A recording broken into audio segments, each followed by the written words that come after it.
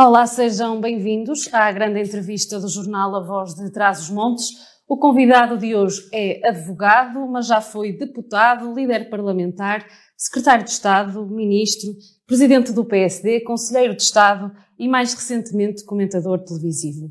Aos 67 anos, Luís Marques Mendes é candidato a presidente da República e, de passagem por Vila Real, aceitou o nosso convite para falar da sua candidatura e motivações. Luís Marques Mendes, obrigada por aceitar o nosso convite. Muito gosto. Está ligado à política desde cedo. Aos 17 anos filiou-se no PSD, aos 18 foi adjunto do Governador Civil de Braga, aos 19 foi vice-presidente da Câmara Municipal de Faf.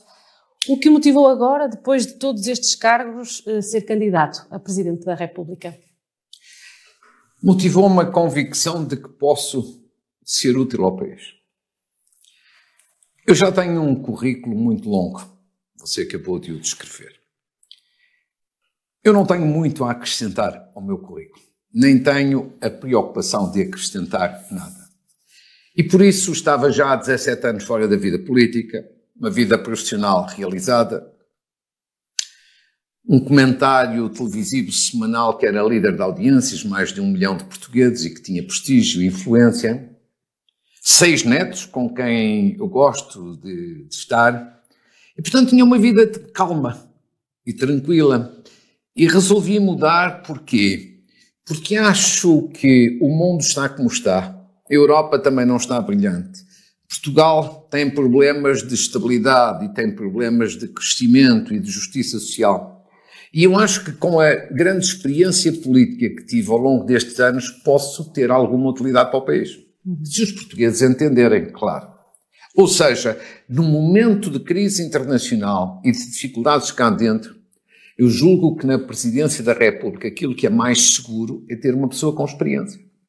Porque a experiência não é nada do passado, a experiência é confiança, a experiência é segurança. É um pouco como uma pessoa que tem uma doença delicada, tem que fazer uma cirurgia, quer seguramente a pessoa, o médico mais experiente que encontrar dentro do hospital. Na Presidência da República é semelhante. Num tempo desta natureza, não se podem estar em aventuras. E eu acho que o país deu-me muitas oportunidades ao longo dos anos, traduzido em vários cargos e em várias coisas que eu pude fazer. E eu acho que neste momento eu devo retribuir ao país aquilo que o país me deu. E daí a minha candidatura. Não é por nenhuma vaidade, não é por nenhuma questão de currículo, é pela consciência que tenho de que posso ter alguma utilidade para o país em função da preparação que adquiri ao longo dos anos. Vamos já falar alguns desses problemas do país e do mundo, mas primeiramente gostava de olhar um bocadinho aqui para a nossa região. Um dos grandes problemas que afeta a região de Trás-os-Montes, como é sabido, é a perda de população. Leva inclusive ao encerramento de vários serviços. Durante as campanhas, toda a gente fala do interior, toda a gente apresenta medidas para o interior. A verdade é que depois das eleições o interior acaba por ficar um pouco esquecido. Na sua opinião, de que forma é que a figura de Presidente da República pode intervir no sentido de dar mais vida ao interior? Pela magistratura de influência. O Presidente da República não governa. O Presidente da República não faz leis. Mas o Presidente da República tem causas. Pode ter causas. E uma das causas que eu assumo como essencial é a causa da promoção do interior, da coesão territorial. Escolhi de resto um mandatário, o professor Fontanhas Fernandes, que é uma pessoa que conhece bem esta realidade, foi reitor aqui da UTAD, foi presidente do Conselho de Reitores, tem vindo a liderar dentro da minha candidatura o debate sobre como promover o interior. E, portanto, esta para mim é uma questão essencial. Mas deixe-me a este respeito dizer duas coisas distintas. Uma pela positiva, outra naquilo que falta.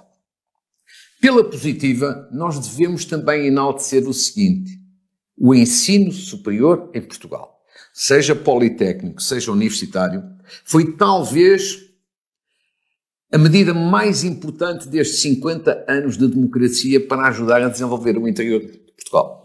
Se não fosse a UTAD, provavelmente Vila Real não era a cidade pujante que é hoje. Se não fosse o Instituto Politécnico de Bragança, Bragança não era provavelmente a cidade com solidez e consistência e qualidade que é hoje. Portanto, o ensino superior, em todo lado, nas zonas do interior, deu um contributo notável.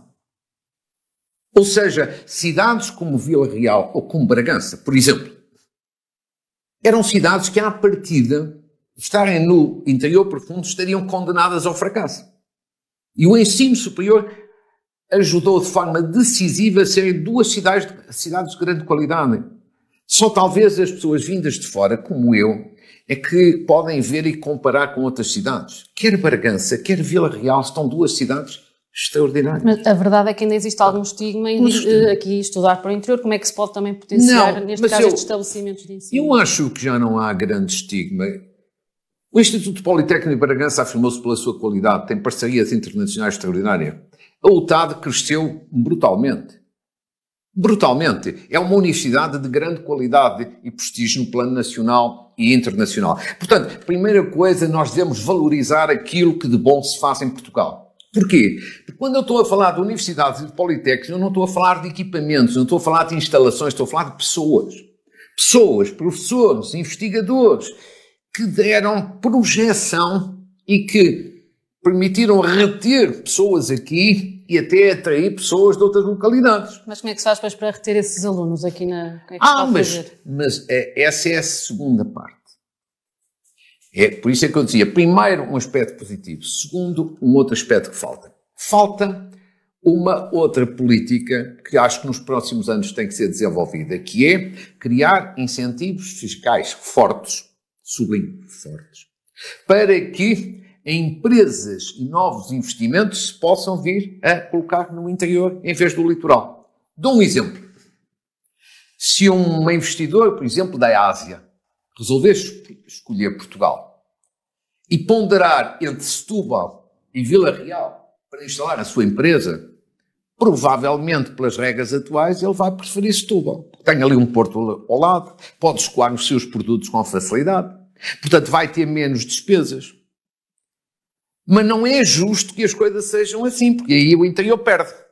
E, portanto, aquilo que eu defendo, e defendo já há muito tempo, é que haja uma majoração nos impostos para que esta despesa a mais que esse investidor tem por investir em Vila Real seja compensada pelos impostos. Ou seja, se houver circunstâncias de igualdade entre Setúbal e Vila Real, provavelmente o investidor vai investir em Vila Real. E, portanto, nós não podemos deixar isto às regras apenas do mercado. O Estado tem a sua função social. E a função social intervém aqui. Ou seja, resumindo, ao longo destes 50 anos, o ensino superior ajudou, e muito, a desenvolver o interior. Sem a UTAD, Vila Real não tinha a pujança que tem hoje. E agora é preciso fazer a segunda parte, que é pôr o sistema fiscal com majorações positivas em favor do interior. Mas isto não é uma despesa. Isto não é o Estado a perder receita. Isto é o Estado a promover a coesão entre as regiões. E acredite que eu vou fazer desta causa, enquanto Presidente da República, uma causa essencial. Dir-me-á, mas não depende de si. Não, o Presidente da República não governa. Mas o Presidente da República tem uma magistratura de influência grande e por isso é que eu escolhi a causa da coesão territorial como uma das causas essenciais da minha candidatura e tenciono, quando for eleito, levar à prática esse objetivo. Disse aqui, não é, que sem as universidades o interior não era a mesma coisa. Se olharmos para o Douro, sem os viticultores, o património mundial corre o risco também de se perder. Temos visto os viticultores na rua. Como é que olha para esta questão e o que é que deve ser feito para mudar a vida destas pessoas que dizem que hoje em dia sobrevivem e não vivem? Olho para esta situação com preocupação, evidentemente, porque sou uma pessoa sensível. Eu sou uma pessoa do Norte. E sou uma pessoa que conhece esta realidade, duriense. E, portanto, vejo isto, obviamente, com preocupação. Sobretudo porque estamos aqui perante uma questão, perante um problema que implica, de facto, perda de rendimento dos agricultores, das pessoas ligadas, de facto, à vinha. Segundo dado, é sabido que o Governo está a estudar um plano para compensar, revitalizar, dar uma resposta a esta situação. E, portanto, eu espero e desejo que mesmo antes da presidência, de chegar à presidência da República, que é só em janeiro, eu espero e desejo que o Governo possa pôr cá fora um plano que seja dialogado com os interessados e que possa ajudar a responder a este problema. É um problema sério? É um problema difícil? É um problema que não tem solução fácil? Não, deixamos de demagogia, mas tem que ter alguma resposta. Ou seja, nestes momentos de dificuldade, a solução não é cruzar os braços. A solução não é meter a cabeça debaixo da areia. A solução é arregaçar as mangas e fazer aquela coisa muito simples, mas muito importante. A dificuldade aguça o engenho. E eu espero que o Governo, ainda antes das eleições presidenciais, tenha uma resposta a este problema. E eu irei, obviamente, acompanhar. Recuando uns meses, quando apresentou a sua candidatura, disse que o país não pode estar sempre a ir a eleições. Se fosse Presidente da República, o que é que tinha feito de diferente? Quer dizer, o que tinha feito já interessa pouco. Já é passado. A crise já aconteceu. As eleições também já aconteceram. Eu expliquei na altura o que faria diferente, mas agora já não é importante. Quer dizer, teria feito diferente algumas coisas para tentar evitar a crise. O importante é o futuro. E relativamente ao futuro, a questão da estabilidade é uma questão essencial. Porque hoje o Governo tem melhores condições de governação do que tinha antes. É verdade. Mas não tem ainda uma maioria no Parlamento. O que significa que nós podemos ter uma crise política. Não digo este ano, mas pode suceder no próximo ano. Ou pode suceder em 2027. E isso não é modo de vida. Eu sou muito claro e muito direto. O país não pode andar de ano a ano, ou de 2 em 2 anos em eleições. Não, não pode. Cumprir a Constituição é também ter um mandato de 4 anos. Porque quem diz que os mandatos dos governos são de 4 anos é a Constituição. E se um Presidente da República tem que jurar defender a Constituição, então tem que lutar pela estabilidade. E, portanto, eu tenho, por exemplo, alguns adversários meus que se põem a dizer em que questões é que deve haver dissolução e que se propõem fazer mais dissoluções. Eu, com franqueza, acho que o caminho deve ser o contrário. Eu só me preocupo em evitar crises. E, portanto, quando for Presidente da República, eu terei 3 preocupações para evitar crises. Fazer com que os partidos evitem moções de censura, fazer com que o Governo evite moções de confiança e ajudar os partidos a negociarem com o Governo os orçamentos de Estado. Mas é isso que sente que faltou? Sim, claro, faltou. Tem faltado? Sim, tem faltado, claro. Então, houve moções de censura, houve uma moção de confiança que deu origem à crise. A dificuldade de negociar o último orçamento foi uma coisa espantosa. Olha, isto não pode ser. E o Presidente da República tem que falar aqui um pouco grosso ao país. E sobretudo aos partidos. O Presidente da República tem que falar grosso aos partidos, que é dizer-lhes isto. É tempo de colocarem o interesse nacional acima dos egos partidários. Acima dos interesses partidários. Eu também já tive a minha fase partidária, mas isso acabou. Eu acho neste momento a única coisa que nos move é o interesse nacional. E, portanto, agora está este governo que foi escolhido pelos portugueses. Deve governar 4 anos. Ao fim de 4 anos, os portugueses julgam. Se gostaram, mantêm. Se não gostaram, mudam de governo. Isso é que é normal. E negociar orçamentos é a coisa mais normal do mundo. E eu até acrescento, normalmente os orçamentos, quando são negociados, ficam melhor do que na primeira versão. Portanto, é esta preocupação que eu vou ter. Estabilidade. Evitando moções de censura, moções de confiança e ajudando a negociar orçamento. Ou seja, o Presidente da República, nesta parte, tem que ser um mediador. Tem que ser alguém que acompanha a situação e que, quando antevê que há aqui alguns sinais da crise, intervém. Intervém como? Falando, influenciando e sensibilizando. Esta vai ser uma grande preocupação e por isso é que eu digo, para fazer isto é preciso ter experiência. É preciso ter experiência de lidar com a Constituição, é preciso ter experiência de saber lidar com partidos, é preciso ter a experiência de conhecer bem os dirigentes políticos, seja os que estão no governo, seja os que estão na oposição, é preciso ter capacidade de diálogo. Ora, isto faz com quem tem quê? Traqueios políticos, experiência política. Imagine que o Presidente da República é alguém que não tem experiência política. Portanto, vai ali fazer um estágio. Ora, um estágio pode ser uma aventura. Ora, nós não estamos em alturas de trocar o certo pelo incerto. Nós não devemos acrescentar incerteza à incerteza que já vem lá de fora. É isto que me proponho fazer. Olhando agora para o investimento na defesa, o Governo já anunciou que vai haver aqui um reforço de 1.000 milhões este ano. Qual é a posição de Luís Marcos Mendes sobre este tema e se considera que ao investir mais na defesa isso não irá criar constrangimentos noutras áreas? Ouça, primeiro isto foi uma decisão da NATO. E eu acho que foi importante haver uma decisão.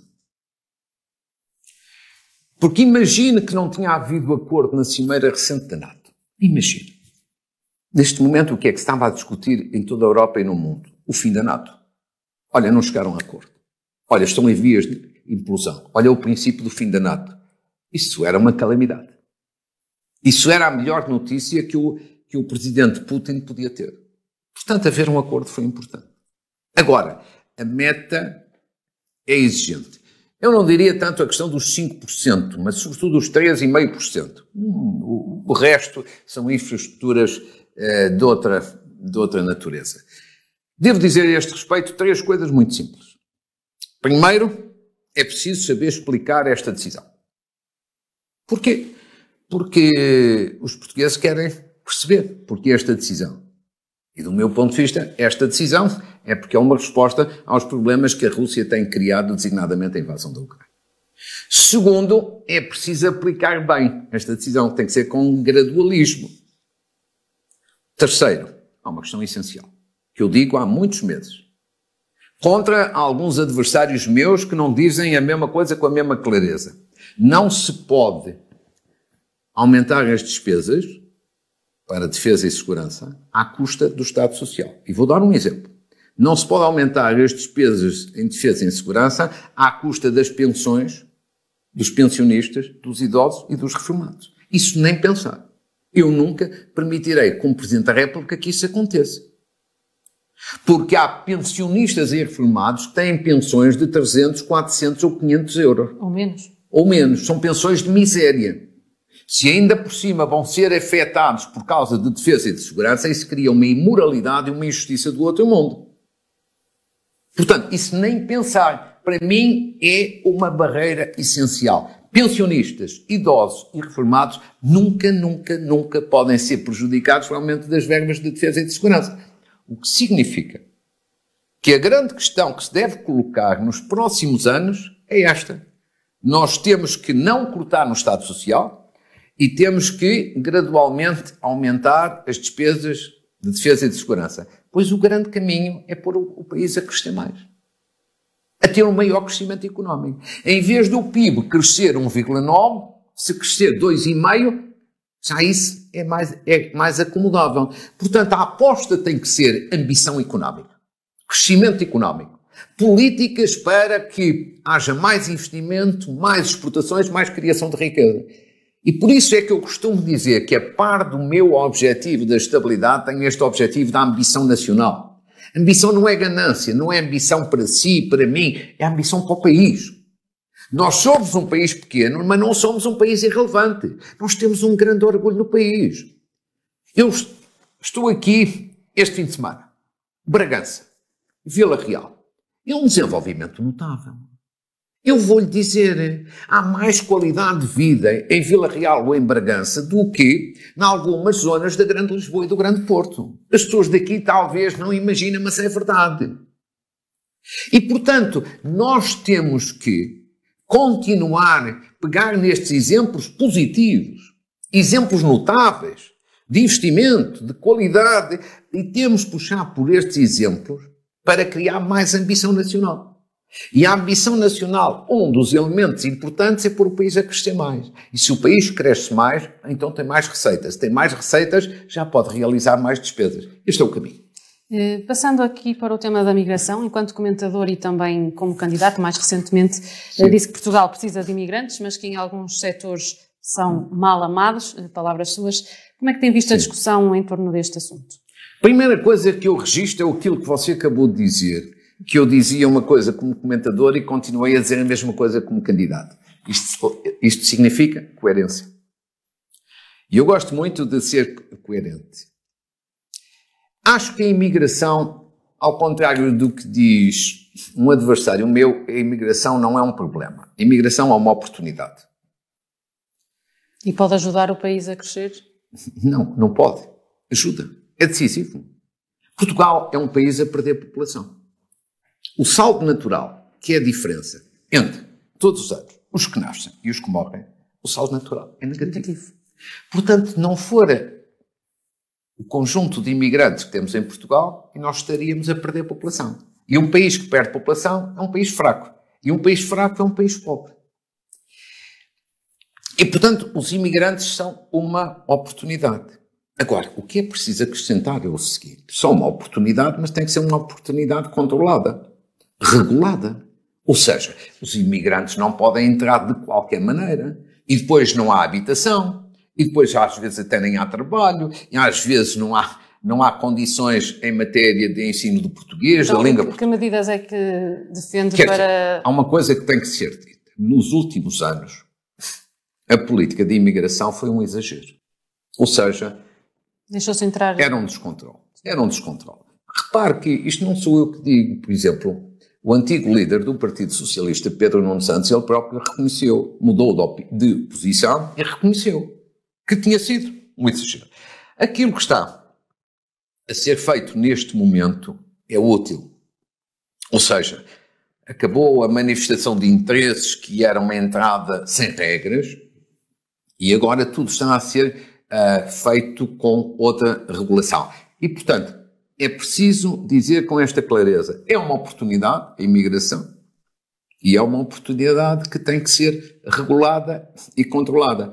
Agora, os imigrantes, é preciso dizer o seguinte, o que eu disse outro dia foi o seguinte, hoje em dia há uma certa mania em Portugal, quando há qualquer problema, a culpa é dos imigrantes.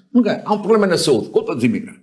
Há um problema na habitação, culpa dos imigrantes. Há um problema na segurança, culpa dos imigrantes. Há um problema na cultura, culpa dos imigrantes. Não, isto não é assim. Quer dizer, há problemas e é culpa de muitas coisas. Os imigrantes podem ter culpa em umas coisas e nós nacionais temos em muito mais. Não é justo agir desta maneira. Sobretudo porque os imigrantes é preciso que as pessoas saibam duas coisas. Para além de evitarem que o país perca a população, os imigrantes têm duas questões essenciais. Que é assim, fazem trabalhos que os portugueses já não querem fazer. É preciso recordar isto às pessoas. Os portugueses hoje... É um pouco o que acontecia com os portugueses quando iam lá para fora. Ora, exatamente. Hoje, só que tem que haver aqui esse hoje controle. Os portugueses já não querem fazer certos trabalhos na agricultura. Ou seja, se não houver imigrantes, aqueles investimentos acabam. Segundo ponto, instituições sociais. Eu tenho visitado muitas. Sabe o que é que todas me dizem? Se não forem os imigrantes, fechamos. Não temos pessoal. Terceiro lugar, os imigrantes, o dinheiro que dão para a segurança social. O saldo entre aquilo que recebem da segurança social e aquilo que descontam é um saldo muito a favor do Estado português da segurança social. Ou seja, é uma segurança social mais sólida para pagar pensões. Portanto, quando eu ouço dizer os imigrantes são um problema, eu acho que as pessoas estão a fazer demagogia. E eu acho que o importante não é fazer demagogia, é fazer pedagogia. Mas concorda com o envio da lei dos estrangeiros? Como? Se concorda com o envio da lei dos estrangeiros por parte do Presidente da República para o Tribunal Constitucional? Claro que isso concordo, mas eu acho que isso é mais ou menos óbvio. Quer dizer, se há dúvidas, então vamos esclarecer as dúvidas. Nem me parece que isso tenha polémica nenhuma, é óbvio.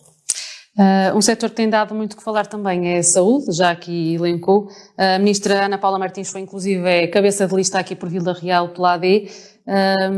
A ministra deve demitir-se, como defende a oposição? Não, já disse 2 ou 3 vezes. É assim, o governo tomou posse há um mês.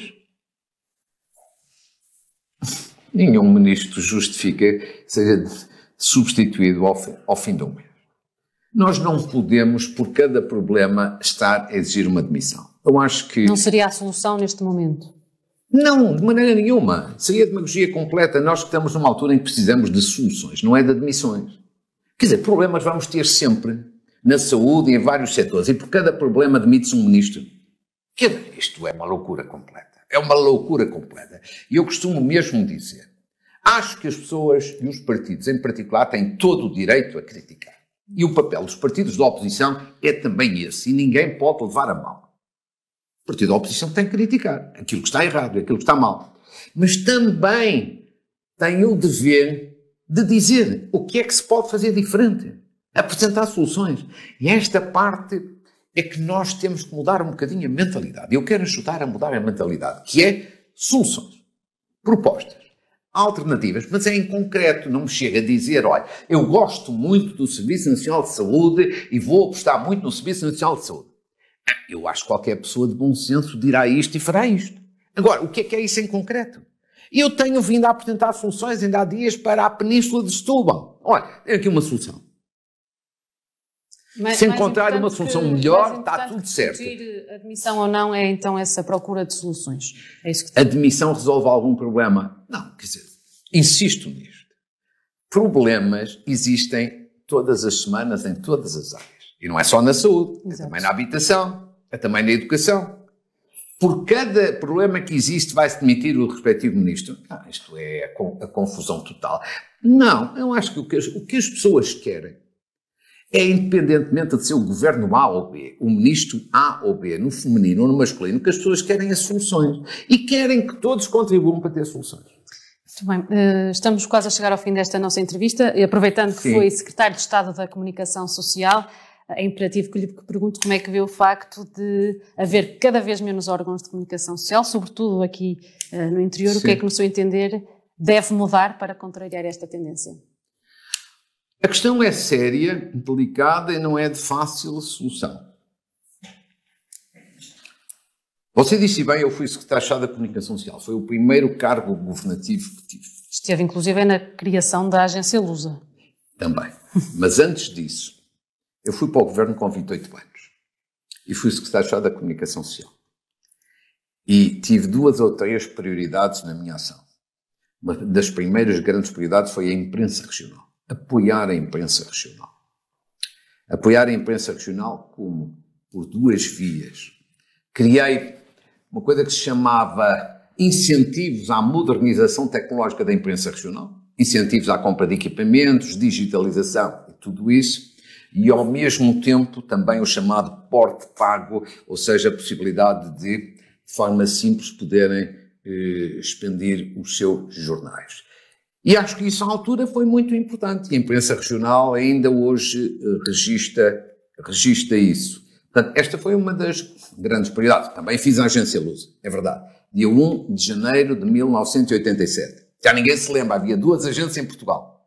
Faziam a mesma coisa. Na prática, ambas pagas pelo Estado. E, portanto, era um desperdício de recursos. E fiz, foi difícil, foi. Extinguir 2 agências, criar apenas uma, porque o governo por cima era minoritário, mas fez em diálogo. O que significa que eu costumo dizer que se uma pessoa tiver engenho, arte e vontade, há coisas que parecem impossíveis e que se fazem. Uma foi a Lusa. A outra foi a RTP Internacional para servir os imigrantes. Ou seja, hoje toda a gente fala de imigrantes e eu também. Mas a coisa mais importante que foi feita em Portugal nos últimos 30, 40 anos para ajudar os imigrantes foi a RTP Internacional, que foi criada por mim nos anos 90, que não dá um voto cá dentro porque ninguém ouve, nem vê cá dentro, mas é importante lá fora, no Brasil, na Suíça, na Alemanha, na Venezuela. Toda a gente achava que era impossível porque custava muito dinheiro. Mas eu tornei o impossível possível. E é por isso que lhe digo, há uma crise na imprensa, respondendo à sua questão. Não é fácil, não sou eu que a vou resolver. Agora, acho que é uma crise séria porque, evidentemente, se tiver menos jornais, designadamente regionais, evidentemente que a democracia perde. As populações não recebem alguma informação que é importante, porque a imprensa regional não é uma imprensa menor. É uma imprensa diferente. Estão mais próximas das pessoas. Claro, e esta diferença é essencial. O direito à diferença é um direito essencial em democracia. São notícias mais próximas das pessoas. Quer aqui para as localidades em Portugal continental, quer para os imigrantes. É uma matéria que não deixarei de ajudar a refletir, não vou comprometer com medida nenhuma, porque isso não é das minhas atribuições, mas vou-me comprometer com o objetivo de ajudar a imprensa, porque é uma questão essencial para a democracia. Muito bem, para terminarmos, gostava que me falasse um pouco da sua opinião sobre as sondagens que têm saído e se está confiante na vitória e que presidente é que pretende ser? Primeiro, sondagem. Serão 2 esta semana, eu só posso estar feliz. Quando eu anunciei a minha candidatura, as sondagens diziam que eu estava a 21 pontos de Gouveia Melo. 21. Esta semana, uma diz que estou a 3 pontos e outra diz que estou a 5 pontos. Portanto, é quase um empate. Portanto, Gouveia Melo é que está a descer e eu é que estou a subir. Portanto, só posso ficar encorajado. Segundo ponto, mas não me deslumbre. Quer dizer, sondagens são sondagens. Hoje podem estar assim, amanhã podem estar assado. Para mim o importante é aquilo que eu sinto no terreno. Eu tenho andado pelo país todo. Eu estou aqui em Vila Real e estive ontem em Bragança e já estive em Castelo Branco, e já estive em Évora e em Coimbra e assim sucessivamente. Ou seja, próximo das pessoas, próximo dos portugueses. E dos portugueses de todos os partidos, porque eu não sou um candidato partidário. Eu tenho o apoio de um partido, isso é uma coisa. Mas eu sou muito independente. Eu já era independente quando fazia comentários na SIC. Quando entendia criticar o meu partido, criticava. Quando entendia elogiar, elogiava. Porque entendo que a crítica deve ser usada quando as coisas correm mal e o elogio deve ser oferecido quando as coisas correm bem. Seja à direita, seja à esquerda. Não estou aqui para ajudar nenhum partido, estou aqui para ajudar o país. E este contacto no terreno, eu no terreno estou com pessoas de todos os quadrantes políticos. Todos. E todas merecem o mesmo respeito. E sinto que há muita gente que não é da minha área política que diz: o senhor foi sempre muito isento e independente dos comentários, vou votar em si. O senhor tem uma grande experiência e o país precisa, na Presidência da República, de uma pessoa experiente, vou votar em si. E isto, evidentemente, não me deslumbra. Isto dá-me incentivo e dá-me responsabilidade. E é por isso que vou continuar esta campanha muitíssimo motivada, porque durante estes 5 meses melhorei substancialmente nas sondagens. E termino com isto. Vamos ter uma eleição com 2 voltas. À segunda volta passam os 2 primeiros classificados. Portanto, em todas as sondagens eu já passei à segunda volta. Agora, não vou embandeirar em arco. Gosto muito de cultivar a humildade. Mas caso seja eleito, que presidente é que pretende ser? Pretendo ser um presidente preocupado basicamente com 3 coisas. Com estabilidade, com ambição nacional e com uma linha de credibilidade e de tolerância. Credibilidade, para dar mais credibilidade à classe política, que está um bocadinho pela rua da amargura. Vamos ser francos, os políticos não estão bem vistos em Portugal. E muito dessa situação é culpa dos próprios políticos. E o Presidente da República tem que ajudar a puxar pela credibilidade dos políticos. E sabe que a esse respeito eu também não digo isto agora. Quando há 20 anos fui líder do PSD, eu corri com alguns autarcas que tinham problemas sérios de credibilidade e de falta de ética e de problemas com a justiça. É isso que falta hoje. Nunca ninguém fez isto. Nem antes, nem depois. E, portanto, isto é só para dizer que quando eu falo de ética e de credibilidade, eu já no passado fiz por isso. E acho que neste momento é preciso puxar novamente pela credibilidade, mas sem esquecer a tolerância. Nós temos de ter um país em que todos podemos pensar cada um à sua maneira, mas temos que ter respeito uns pelos outros. Você pensa de uma forma, eu penso de outra. Muito bem, eu respeito-a, você respeita-me e todos nos respeitamos uns aos outros. Esse é um clima de tolerância. O presidente que eu quero ser é este, garante da estabilidade, defensor da ambição nacional e alguém que motiva para a credibilidade e para a tolerância. Luís Marcos Mendes, obrigada por esta entrevista. Obrigada também a si que esteve desse lado a assistir. Até uma próxima oportunidade.